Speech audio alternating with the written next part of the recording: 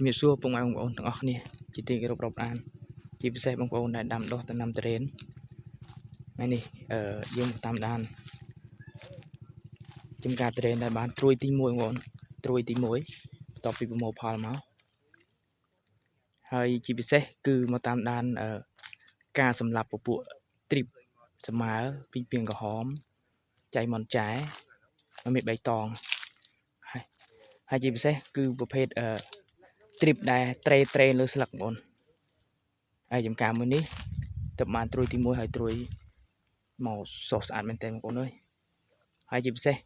គឺផ្ទៃស្លឹកអត់មានទ្រីបសមើមកមេបៃតងផ្លាញទេហើយត្រួយចាប់ដើមលាបដាហើយជាពិសេសគឺតកៅអីហ្នឹងអត់មានទេបងប្អូនមកមេបៃតងអត់មានផ្លាញទេហើយគាត់បានអនុវត្តដោយប្រើ NCPO ហើយវាយតែម្ដងទេម្ដងថ្ងៃនេះ14ថ្ងៃហើយបងប្អូន14ថ្ងៃហើយនេះត្រួយទៅចេញវគ្គក្រោយទៅត្រួយត្រី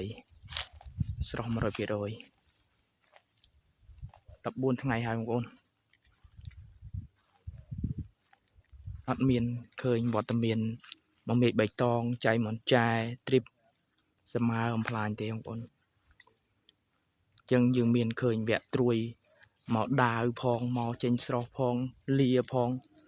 វាមកអត់ស្រស់គ្នាដូចខាងនេះទៅវាលាអស់ចឹងទៅហើយពេលស្លឹកចាស់ចេះវត្តមានពីពីងក្រហមអត់មានដែរ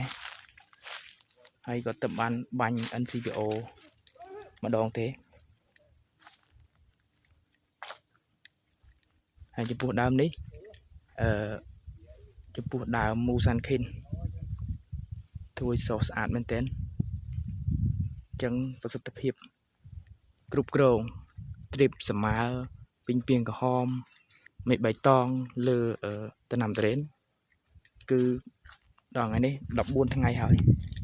អត់មានវត្តមាននៃការបំផ្លិចបំផ្លាញទេគឺស្អាតមែនទែនបងប្អូនស្អាតមិនស្អាតតែត្រួយលាស្អាតទាំងត្រួយដែលចេញថ្មីទៀតនេះអត់មានឃើញឆេះកែមលាកកែមអីទេអត់មានគឺស្អាតមែនទែននេះត្រួយបងប្អូន